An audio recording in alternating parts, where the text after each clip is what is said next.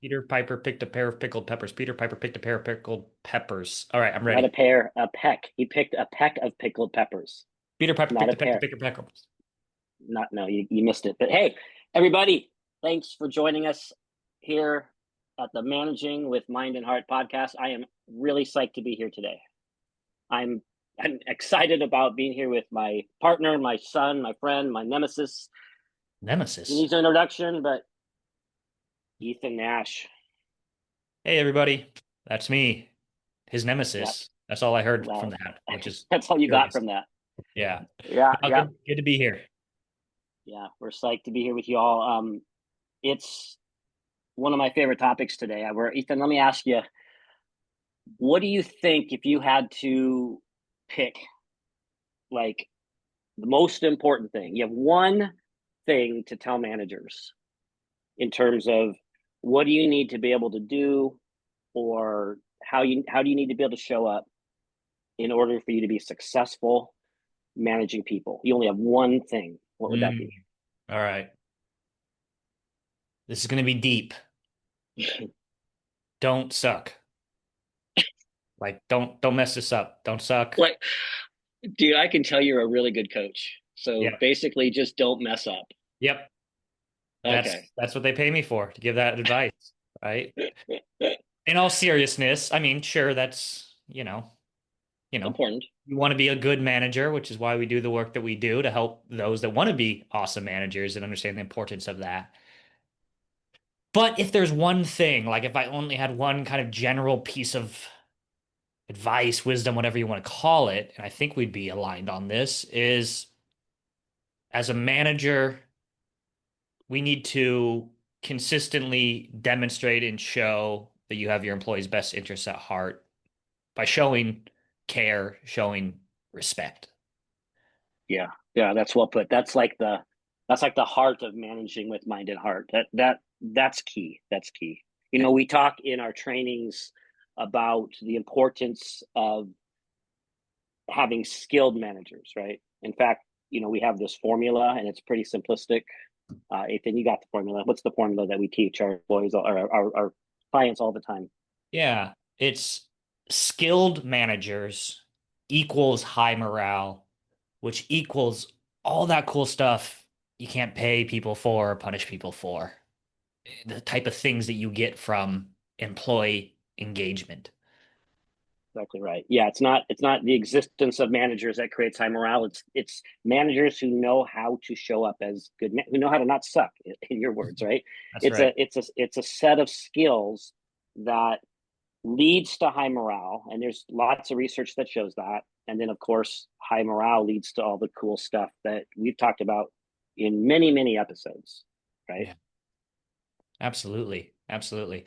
And one thing I often like to point out here is that again, we're talking about skilled managers. It's, again, like you said, like how you put that, it's not just the existence of managers that equals high morale, but it's skilled managers. And I would just say sometimes when we talk about skilled managers, people immediately go to kind of more, process oriented skills. Like, this is how I write a performance review. This is how I write a PIP, right? This is how I set up a meeting agenda, which, by the way, are really important skills for being a manager. And, I would include those as part of the whole overall category of skills, sure. Right. Um, but I think one thing we really want to emphasize is that a big portion of all these skills are what I would just call kind of more of the relationship, emotional IQ oriented type of skills. And I've heard you talk about this before, which is, look, you can have the best management processes, right? You can know how to set up an agenda, give performance review, etc. But if you aren't skilled in, how to manage your own power differential in those situations, they're probably not going to be super effective. Or if you don't necessarily know how to listen well, so people Right. actually feel heard, delivering your performance review is not gonna necessarily be super effective either, or how to receive feedback non-defensively, or how to give feedback well. So, I mean, I think this is a key part of what we're talking about here with skilled managers. Yeah, absolutely. You're talking about EQ, you're talking about adaptive skills, you're talking about those skills that we brought with us from childhood or not Hmm. that we need to develop if we're going to be effective managers. And there is a lot of management training out there that overemphasizes those other process issues, doesn't spend enough time in this. It's a balance. Yeah. And we can't skip this piece, right? The way we show up, the way we make people feel, the relationship we build with our employees. And it's important that I want to just throw in a side note here. I think it's important that we remember that we're not talking about friendship. We're not talking about even, and this might sound weird, I, I'm not even talking about whether I like Yeah. that employee or not. Like, that's not what we're talking about here. We're talking about how we treat that employee. We're talking about how that employee feels around us, right? That's different than, that's the kind of person I'd want to go out with and hang with kind of friendship thing, right? Hmm. Oh, I mean, absolutely. Absolutely. And I want to kind of lead us into just a brief conversation about kind of the top 15 management skills. And we're not going to talk about all 15 management skills here. I will link to an episode in the show notes about the top 15 management skills. We've reviewed them in several different ways. But I want to ask you about, of the 15 management skills, is there a most important skill? And this is kind of how you led into this episode, but I want you to keep running with this. Like, do Yeah, we yeah, do we rank those 15 management skills, or how does this look? yeah. That's kind of what we're talking about here. The 15 management skills, research based. This is what we need to be able to do to show up as a great manager. The first management skill that we list is show caring and respect. And show our employees caring and respect. And I think, in my opinion, that's the only one of the 15 that's rank ordered, that we put that first on for a reason. Mm-hmm. I'll, I think I've told this story on this podcast. I'll say it again. I remember the guy in my training years and years ago who we had gone through the 15 skills, and he came up to me at break and he says, "You know what? Those 15 skills we just went over were super encouraging for me. I have almost all of them. I just don't have that first one." And I, and I didn't say this out loud quite this way. I don't remember exactly what I said, but in my mind, I'm thinking, dude, it's not, you can't, that's not going to work. you can't, you can't have these other 14 things and not have your employees sense that you care about them as actual human beings, right? If you don't have that, nothing else is going to work. And in fact, you can probably get away with not having a couple of the other 15. I mean, I'm not saying you should, stop, not keep growing, but, maybe you're not so good at, follow up. Maybe that's not your strength and you have a weakness there, but you can still be a darn good manager. But no, you can't not have show employees caring and respect. Oh, absolutely. Yeah. And in fact, I mean, you end up getting a lot more grace when that care Right. and respect is there when you're not necessarily super skilled at the other skills. And I'll just give a quick example of that.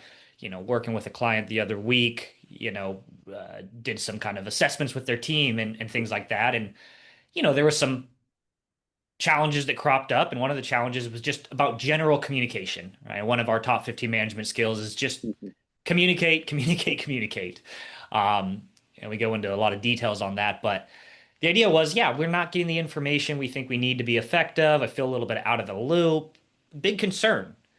But the thing I consistently heard was, we know that she's not doing this to because she doesn't care about us, right? We know that she's really trying, right? I know that she respects us and cares about us. It's just a skill gap. I mean, basically they were able to say, "Hey, we support her. We have her back. We want to work for her even when she's not great at communicating because that care and respect is there." So I'm willing to kind of give you grace to grow and improve in that area. Yeah, I mean, I'm the last person who's going to go all biblical on you, but love covers a multitude of sins. Right. And Exactly. that's exactly it. That's true. Yeah. Well, yeah. So let's get into why. Why does this matter so much? What we're saying to our clients when we talk about this is, top 15 management skills. Number one, show caring and respect, and a phrase that we are always encouraging our clients to memorize is this: effective managers consistently demonstrate that they have their employees' best interests at heart. Yeah. I'm gonna repeat that because we want people Please. to memorize it. Effective managers consistently demonstrate that they have their employees' best interests at heart, which is generally what we're talking about with this skill number one, show care and respect. But like, why? Like, let's break this down. I mean, why is this so important? I think when we hear it, we can understand. Yeah, that sounds important, but to really internalize it, I think we have to understand the why behind it. So why? Yeah, and I think there's probably multiple reasons. There's a handful that we stress, and I'm going to start with the one that's probably the most kind of complex and psychological, but it has to do with the power differential.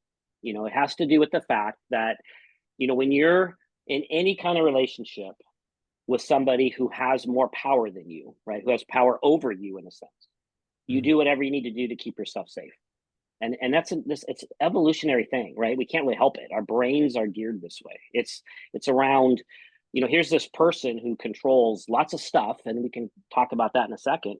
But because of that, I am a little bit at risk, right? In general, right? This person controls my time and my career advancement and all these things. So I'm a little bit at risk. And if I look up and have the sense that this person doesn't even care about me, that's scary. I'm Yeah. actually frightened, whether I know it or not, unconsciously or not. I'm scared, right? And I cannot bring my best self to work when I'm scared. Yeah.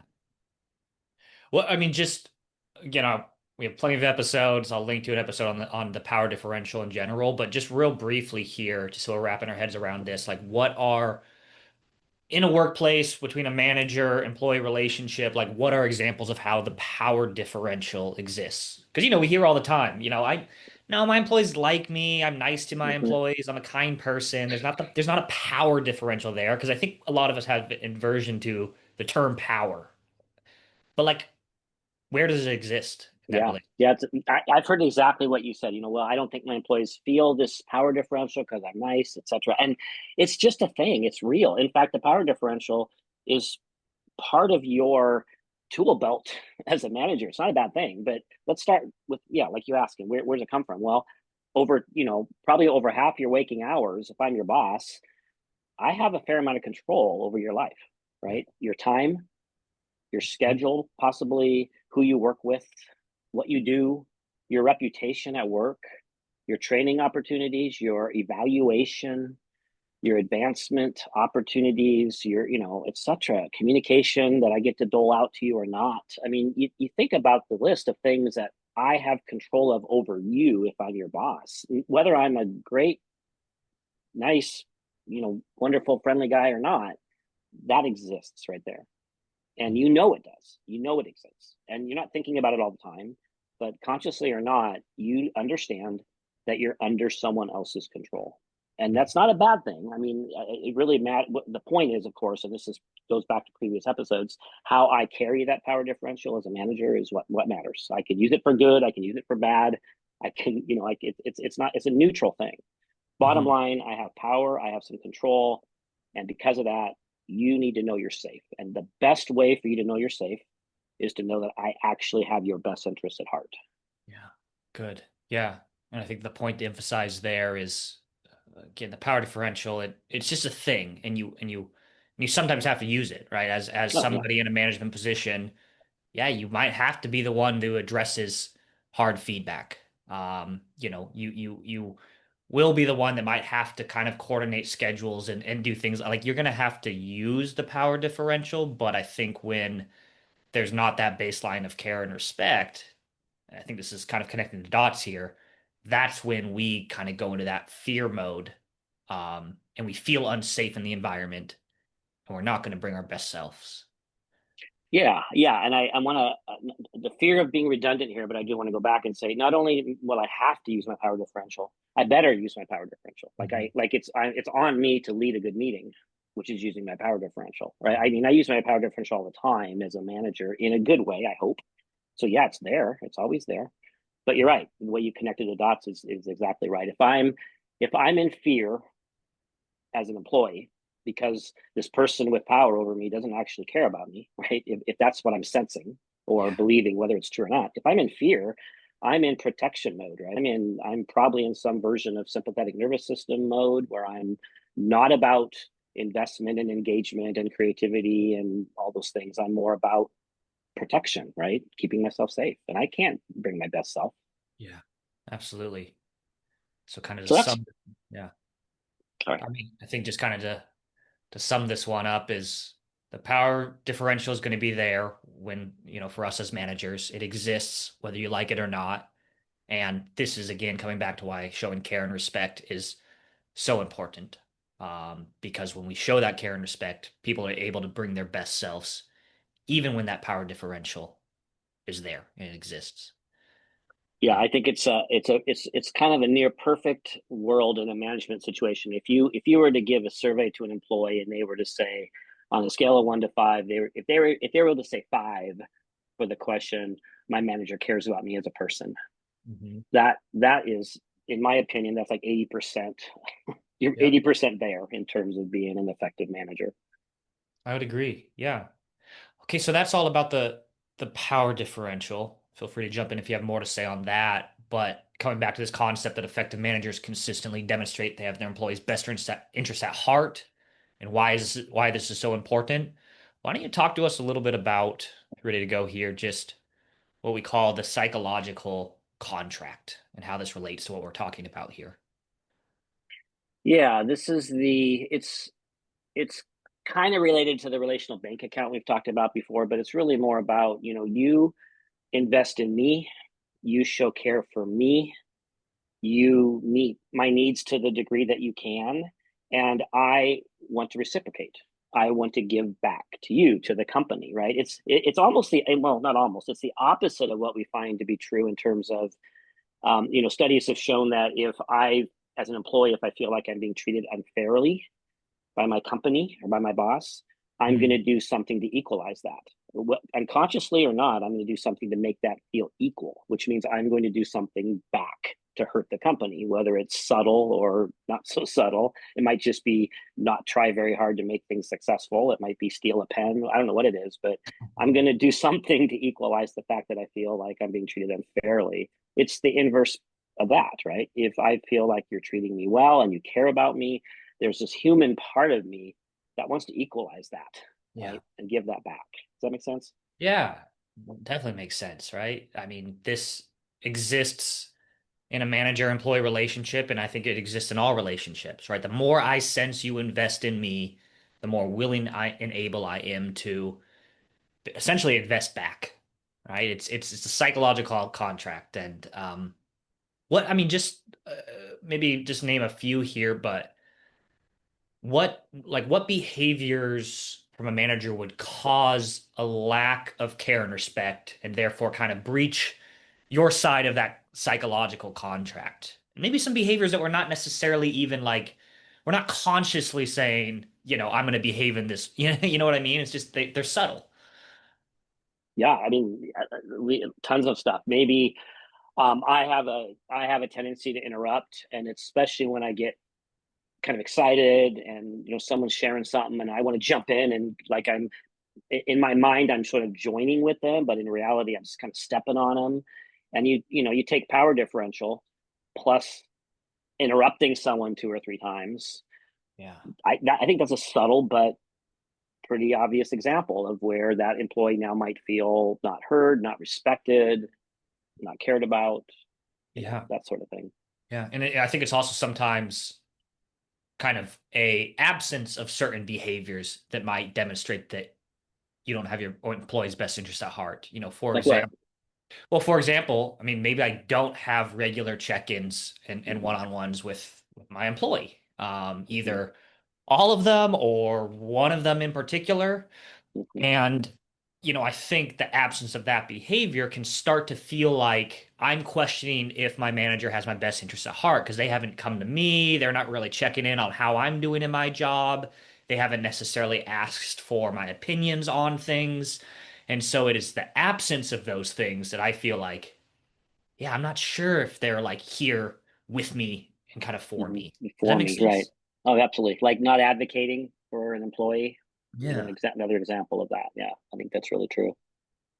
Yeah, it's interesting because kind of what goes along with that is that I forget where I read this, but there's this one study that showed that if, let me get this right, if I believe that you like me and care about me, I actually trust you more. And I think that's a funny study because Yeah, it basically says, oh, you must have really good taste, right? you're right. I trust you because you like me and I'm a good guy, and now I trust you. And I mean, that's just another kind of related piece of this, right? You know, that you show me caring, you show me respect, you show me kindness, I give back, I trust you more, I want to give more. It's this reciprocal thing that I think we create when we show caring and respect. Absolutely. I want to bring in this third element here.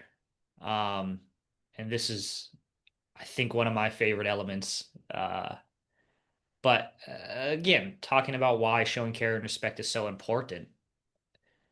One reason is that when you show care and respect, you very clearly have the opportunity to actually improve other people's lives. Mm, And I I'd love to believe, and I think you're with me on this, that this is an amazing and noble and worthy objective of being in a management position.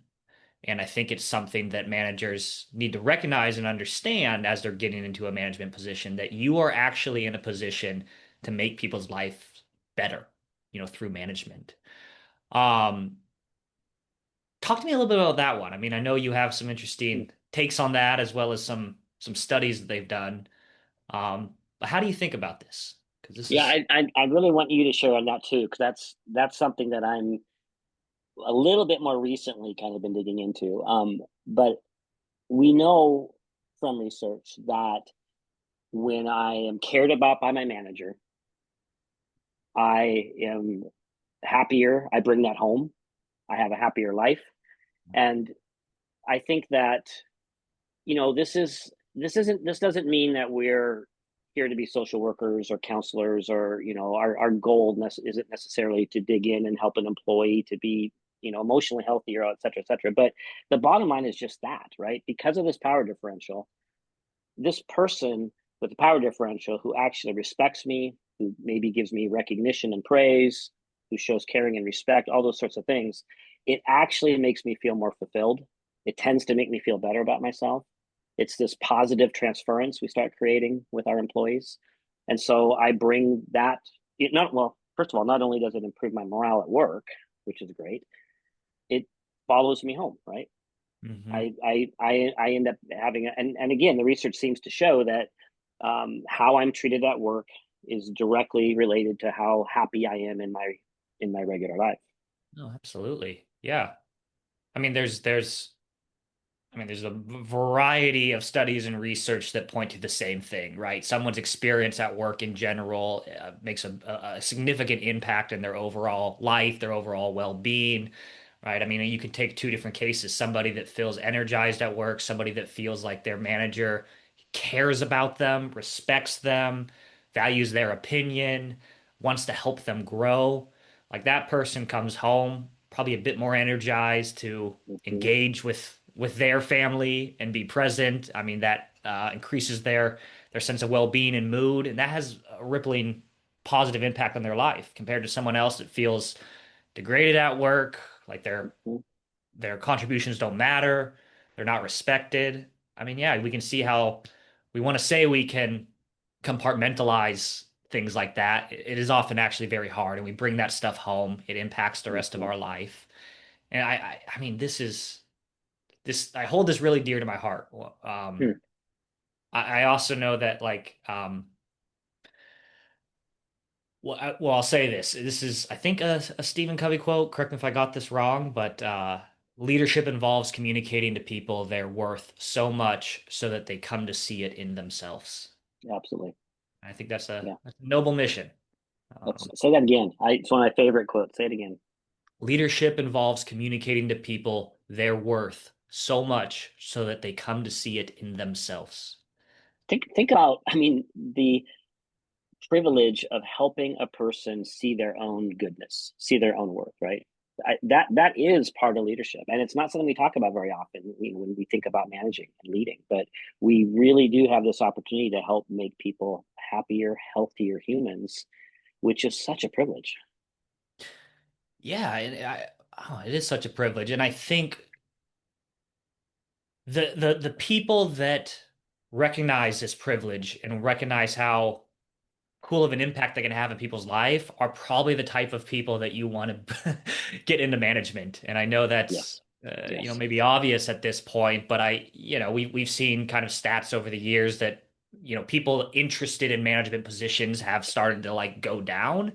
And I mean, my half big theory is this would be um, one of the ways to help resolve that is for leadership, for senior leadership to communicate this is the type of impact that you can have in leadership. And I think that's going to Hmm. drive people to say, yeah, maybe management is for me. Yeah, it's really difficult to be a manager and there's a lot of responsibilities, but that could be really cool to be in that position. And I want to take that. I mean, that's going to be meaningful if I understand that that's an element that I can make an impact Mm. in. And it might even, this might sound a little negative, but it might even help people self-select out as well. You know, if they understand that is really what we're talking about, there may Mhm. be people who say that just doesn't feel like what I want to do. That's not me. And I don't know, that might make the selection process a little bit easier. Yeah. McKinsey has a study, and I don't have this in front of me, so help me out with this. But I think, the study essentially indicates that people's experience with their manager is one of the biggest drivers of that person's overall well-being. Yeah, Yeah, I think yeah. uh, I mean, again, you spend more than half your waking hours under this person's power differential. So absolutely, how that person treats you is going to impact your life in a broader sense. mhm. I'm wondering, as we start finishing up here, if we can just take a couple minutes and talk about, you know, we always talk about adaptive skills having behaviors and mindsets, right? And maybe just spend a couple minutes on this. What are the behaviors? Just briefly, what are some of the behaviors that I'm going to want to be thinking about that would demonstrate to my employees that I have their best interest at heart? Okay. Yeah. I mean, let's start with one of our favorite hobby horses here, which is being able to receive hard feedback, critical feedback non-defensively. I mean, take everything we talked about, right? The power differential is there, right? We're talking about the Mm-hmm. psychological contract. I mean, just the ability to, even when you disagree with the feedback, or even when you are feeling defensive about it, because by the way, we're humans that feel defensive with feedback, Mm-hmm. to be able to take that feedback with grace and being able to even thank them for the feedback and demonstrate that Mm-hmm. this is okay, this is safe. That's showing Mm-hmm. a lot of respect to a person that worked up the courage to give someone with a power differential Mm-hmm. some hard feedback. Absolutely, I love it. I'll throw in the proactive pursuit of what do you need from me? How can I help you with whatever roadblocks you're dealing with? How are you doing here at work? Knowing, of course, that I'm not Santa and I can't always give people what they want, and that's not always possible. But showing that it matters to me that you're doing well, that you're resourced, that you have what you need. I think a manager who proactively does that as opposed to waiting for you to come use my open door policy and ask for things, Yeah, right? I'm pursuing your best interest. absolutely. I think also throw out a couple more here is just managing individuals as individuals. And what I mean by that is knowing about your employees well enough to understand that yeah, I'm going to make an accommodation for somebody, right? I'm going to try to um remove a barrier that someone is experiencing, right? I'm going to recognize that someone has a tough family situation at home and that it's, it's going to be okay if you come to work, an hour or so late to deal with that and just kind of managing with that type of kind of, I don't know what you call it, kind of an Mm-hmm. equity lens in a sense of meeting them where they're at and Mm-hmm. accommodating to that. Mm-hmm. I Uh, love that. I'll throw in seems like kind of a small thing, but I think it's actually pretty big, which is about follow up, follow through. Just being a manager who absolutely has it on his radar or her radar that I've told you I was going to get back to you about this thing, and it's important to me. I don't want to leave you hanging. I don't want to overpromise and underdeliver. I know that when I don't follow up, it roadblocks you, and it's Hmm. frustrating, and you might not feel comfortable pestering me about the thing, right? So it's really important to me that you get follow up and follow through. I think that shows caring and respect. Absolutely. And how about being willing to apologize and own your mistakes or mess ups, right? Oh I no, mean, no, no, no, no, no, no. Managers should never apologize. no, that's true. That shows weakness, and we can't have weak Yes, leaders. can't have that. Can't have that. No, but I mean, this is, I mean, we, I think, can intuit this, but this is one of the most powerful forms that I found of just demonstrating care and respect in my personal life and otherwise is just saying, hey, you know what? Let's recognize we're all human and we're not going to be perfect. So to circle back with someone and said, hey, look at when you brought me that feedback yesterday, I think I got defensive. And I just want to apologize for that. I don't want to I don't want to get defensive. I wasn't in my best moment there. Can we circle back to that conversation and maybe just try again? I I like that. apologize for how I responded. I love that. That humility goes a long ways. Humility. Yeah. Yeah. Yeah. So I think the list of these behaviors, goes on and on and on, and I encourage our listeners to, to think through that, maybe talk to other managers about that, and but then let's really quickly talk about mindset, right? It's not just the behaviors, but it's the mindset, and I think that we started this episode. I think I said something about this isn't necessarily the same thing as having to like the person. Hmm. I mean, it's not a friendship thing. I can show caring and respect and show that I have your best interest at heart, no matter who you are, right? However, I I don't want to slip too far into let's just pretend we care about people, right? I want to challenge our listeners, and I've challenged myself this before too. Can I actually find my caring for you as a human being? Do I maybe start with humanity, right? Do I care about humans? Yes, I do. It's one of the reasons I do the work I do, right? Hmm. Can I bring that circle all the way down to this particular human? I might not like this person very much. They might annoy me. They might rub me the wrong way, but can I find the part of me that cares about you? And I think that we can do that. I think that if we can find that in ourselves, we can honestly say that I care about my employee's best interest. I love that. Yeah. In fact, yeah. So I think you don't necessarily have to like somebody to actually truly in your heart care about them. And the more Right. you work on that, that like I can actually care about this person as another human being on this planet that shares similar struggles, Mm-hmm, hopes, desires in life, has people that they love, has people that love them. mm-hmm, The more I can reflect on that and kind of have the mindset around that, I think the curious thing is the more, for me anyways, I end up starting to like that person more. mm-hmm, So I can mm-hmm. start with trying to show care and feel care, and that can lead me to like them. Or maybe it doesn't lead you to still like them, but you can still genuinely feel that care. That's exactly right. And you can practice things like curiosity, you can Yeah. practice empathy, you can do all these internal mindsets and things that help your heart actually find those connections. I think that's really cool. And maybe let's close on that is the kind of double click just for a second on curiosity. I know it's a mindset that you hold very dear to your heart. I hold dear to my heart. I think it is like one of the most powerful adaptive skills or mindsets related to adaptive skills. But if I am able to practice approaching every human being that I work with, every human being in my life with kind of a mindset of what can I learn about this person? What can I understand about this person? Who is this person? What makes them tick? I mean, I think you're going to over time naturally start to behave in ways that demonstrate you are interested in them, care about them, and Mm-hmm. respect them. And I think for me, anyways, feel free to add your 2 cents here. I think if there's one thing that our listeners take from this episode that's to walk away with is embrace curiosity with each and every one of your employees. And that is an incredible foundation for doing these other things, like building that psychological contract, showing care and respect. That's what I think. Yeah, that's actually really beautiful. I did not really expect us to end on that, but that is a really, really good way to end. We've been talking about caring and respect and having our employees' best interests at heart. I think curiosity is a mindset and it shows up in a behavior, right? It combines those two elements. And what's cool about curiosity, a couple things. One is it's almost impossible to be judgy when you're being curious. I think Mhm. practicing curiosity entices me to give you benefit of the doubt, to have your best interests at heart, to see the good in you.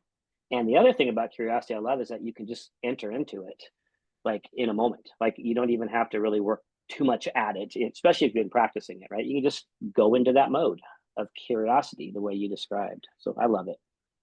That's very well said. Yeah, that's beautiful. Curiosity is an incredible mindset to hold very close to our Yeah, heart. yeah. So hey, thanks, Ethan, and everyone. Thanks for listening. Again, we've been talking about the importance of our employees being able to tell that we have their best interests at heart for lots of reasons. The power differential, the kind of the equalization equation. You care about me, I care about you. And I think most importantly, we get to help employees have better lives, which is such a cool privilege. So thanks for listening. Thanks for being with us today. And until next time. See ya.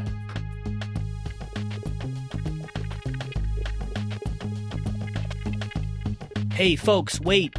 Don't go yet. Please, stay with me for 1 second here. I want to let you know about a couple cool little goodies that we have available for you. If you dig this podcast, you will probably also dig our Managing with Mind and Heart newsletter. This is a monthly newsletter where we share articles that we write about, hey, how to thrive as a manager, how to lead teams that are characterized by high morale, engagement, psychological safety, care and respect, collaboration, and high performance. You can sign up for this newsletter by texting the word leading to the number 66866. Additionally, you can go to our website and sign up for the newsletter there. Our website is www.nashconsulting.com. And of course, if you're not already aware, we have our cornerstone program for leaders and managers, and it is called Managing with Mind and Heart. Go figure. This program is something that we often bring into organizations to work with all their leaders on helping them get aligned and singing off the same sheet of music with best practice management skills and behaviors. We've brought this to hundreds of organizations at this point with really good results. And if you are not able or inclined to bring our program in-house, twice a year, in the spring and in the fall, we offer this 6-day Managing with Mind and Heart leadership development program online for anybody that would like to sign up and join us. To learn more about this online course and to register, you can go to our website. Once again, that's nashconsulting.com. Or send us an email at contact@nashconsulting.com. All right, that's all. That's it. See you later. Bye.